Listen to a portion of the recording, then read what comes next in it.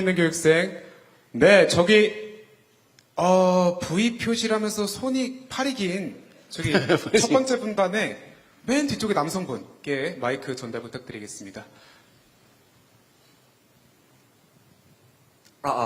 안녕하십니까 대통령님. 저는 일반행정 전국직렬에 합격한 교육번호 302번 조수영입니다. 먼저 인수위 없이 출범하셔서 바쁘신 와중에도 저희들을 찾아주셔서 진심으로 감사드립니다. 저는 새로 출범한 국민주권정부의 행정개혁 방향과 관련돼서 질문 및 제안 드리고 싶은 사항이 있어서 발언을 신청을 했습니다. 최근 들어 MZ세대 공직 매력도가 하락을 하고 있는 상황입니다. 공직자를 배출하는 주요 학과에서는 공무원이 될 노력으로 차라리 다른 민간 기업을 가겠다라는 그런 분위기들이 형성이 되고 있고, 공직에 입직을 한 이후에도 빠르게 퇴사를 하는 사례가 이전에 비해 증가하고 있습니다. 많은 원인이 있겠습니다만 저는 크게 두 가지 측면에서 그 원인이 있다고 생각을 하는데요. 첫 번째로 조직 문화입니다. 사실 중앙정부는 많이 개선이 된 편입니다만 지자체의 경우에는 여전히 신입 공무원들의 과장님 모시기 관행을 비롯해서 여러 가지 악습들이 잔존을 하고 있습니다. 그리고 또 조직 내에 인수인계 매뉴얼은 없는데 조직 내에 힘든 일들은 신입이 이른바 짬처리를 하게 되는 그런 사례들도 많이 있는 것으로 들었습니다. 다음으로는 보수체계입니다. 현실적으로 공공부문이 민간 부문과 유사한 수준의 급여가 지급이 되는 것은 어려운 일이라고 생각을 합니다. 그렇지만 민간 대비 공무원 보수 수준을 나타내는 이른바 공무원 보수 민간 임금 접근율이 2000년 통계 작성 이후 최저 수준을 기록한 것으로 2023년에 집계가 된 바가 있습니다. 그래서 다년간의 청춘을 투자해서 쟁취한 공직에 대해서, 그리고 국민을 위해 봉사한다는 사명감에 대해서 노력한 만큼의 보상, 그리고 그 가치만큼의 보상이 체계화되는 것이 충분히 저는 기대될 수 있다고 판단이 되는데, 이에 대해서 대통령님의 문제의식, 그리고 향후 그런 MZ세대에 좀 더 친화적인 행정개혁의 방향성에 대해서 궁금합니다. 감사합니다. 네. 좋은 질문입니다. 최근에 사무관들은 어떤지 모르겠는데, 구급 합격자들 중에 상당수가 이제 중도 퇴직한다고, 조기에 퇴직한다고 합니다. 구급 공무원들의 임금 수준이 최저임금을 겨우 벗어난 정도, 거의 그에 근접하는 정도라고 하죠. 그리고 과거에는 이제 연금 제도가, 공무원들은 당장 보수는 낮아도 연금 제도가 사실은 상당히 유리하다라고 해서 재직 기간 잘 견디면 재직 후는 행복하다, 이렇게 생각했다는데, 지금 연금 개혁으로 인해서 내는 만큼 받자, 왜 공직자들에 대해서 이렇게 특혜가 많냐라는 국민적 반론 때문에 이 연금 개혁이 점점 이루어지면서 공직사회에 대한 보수 매력도는 떨어지고 있는 거죠. 그러다 보니까 연금에 특별한 혜택이 없다면, 보수라는 측면에서 본다면 이 박봉을 견디면서 특히 동사무소 가서 내가 고생하면서 내가 왜 버텨야 되냐, 이런 생각이 들 수도 있을 것 같아요. 퇴직자가 많다고 합니다.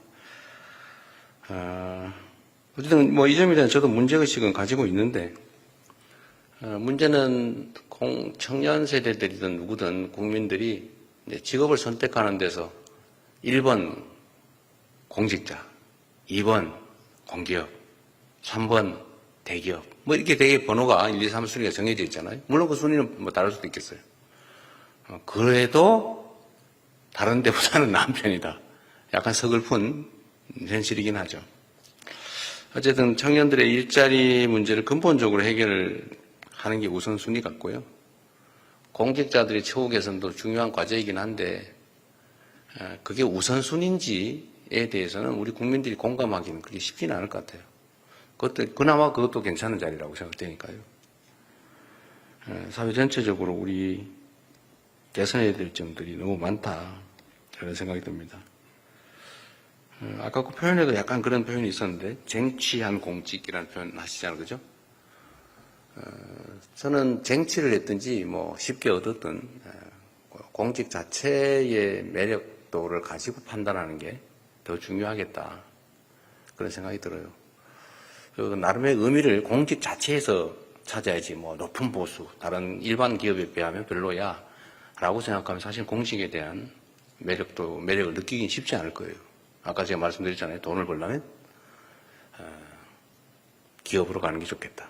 창업을 하는 게 낫겠다. 그리고 또 한 가지 이런 것도 있어요. 대한민국의 우수한 자원들이 지나치게 공직으로 너무 몰린다는 지적이 있습니다. 사실 여기 행정고시 오신 여러분들 대단한 사람들 아닙니까? 스스로? 체면 차리시는 거예요? 엄청난 거죠, 사실은. 20대 또는 30대의 일반 일선 공직자들이 30년 해야 겨우 도달할까 말까 한 지방 공무원들은 사무관 되기도 어려워요, 사실은. 뭐 중앙 공무원들은 좀 다르긴 한데 지금 9급에 출발한 기초단체 공무원들 사무관 되는 게 꿈이라서 어떤 아주 나쁜 단체장 만나면 뇌물 주고 막 이러죠. 근데 여러분들 시험으로 어쨌든 5급을 출발점부터 취하게 된 거니까 엄청난 기회를 가지신 겁니다. 그리고 더 길게 보면 사실은 그 사회가 가진 우수한 자원들은 과학기술, 첨단 산업 이런 부분에 사실 더 많이 투입되는 게 바람직합니다. 자칫 잘못하면 이 나라 사회가 사실 공직, 요즘은 이공계는 전부 의대 간다면서요? 그런 것도 사실 심각한 문제죠. 조금씩 고쳐봅시다. 갑자기 내가 기가 죽었는데. 예, 이어가 보도록 하겠습니다. 이번에는 맨 우측 분단이 한 번도 못해서요. 이번엔 맨 우측 분단에서 질문자를 받겠습니다. 질문 혹은 의견. 네, 저기 지금 반짝반짝 빛나는 우리 여성 교육생이 한 명 있는데요. 네, 여기 마이크 전달 부탁드리겠습니다. 안녕하세요. 저는 일반행정직 교번 218번 정소희입니다. 저는 조금 가벼운 질문을 드리고자 하는데요. 저희가 지금 부처 배치와 면접을 앞두고 있습니다. 이전에 이제 공직자 선택하시는 기준으로 방향, 성실함, 기술을 말씀해 주셨는데 이 외에 특히 신입 공무원으로서 만약 대통령님이 면접관이시라면 어떤 신입 공무원을 뽑고 싶으신지 또 저희가 어떻게 하면 사랑받는 막내가 될 수 있을지 팁을 얻고 싶습니다. 정말로 중요한 질문이죠. 근데 우리 정소희 예비사무관은 아마 많은 사람들이 선택하려고 노력할 것 같습니다. 네.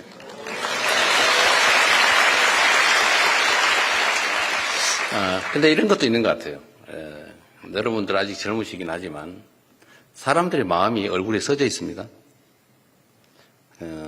그런 게 있죠. 사실 마음이 제일 중요해요.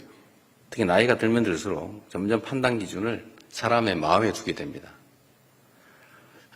처음엔 잘 안 보여요. 외모만 보여요. 그런데 시간이 지나면 지날수록 그 눈빛 뒤에 감추어진 그 사람의 진실한 내면이 보이기 시작합니다. 근데 이게 약간 삐딱하게 이상하게 가면 점을 보기 시작하죠. 관상 뭐 이러면 그건 약간 좀 달라가던데. 근데 이게 뭐 어떤 근거가 있는 건 아니지만 그 사람들 사이에는 교감이라고 하는 게 있어요. 그 순간적으로 남녀 간의 관계도 딱 보자마자 결판 난다는 거 아닙니까? 거의 대부분 판단이 금방 이루어진다는 뜻이죠. 강아지도 자기를 좋아하는지 싫어하는지를 압니다. 제가 오늘 아침에도 제 아내하고 좀 그것 때문에 갈등이 조금 있었는데 얘가 제 아내한테만 자꾸 가는 거예요.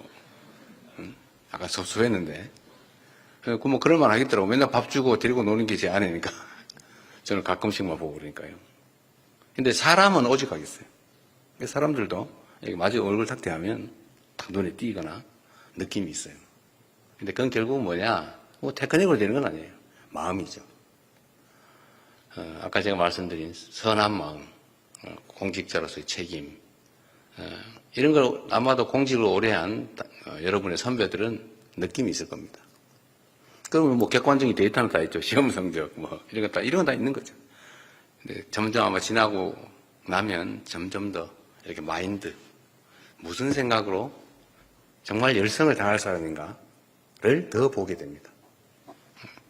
도움은 전혀 안 됐겠지만, 이걸로 답을 대신하겠습니다. 네, 박수 부탁드리겠습니다.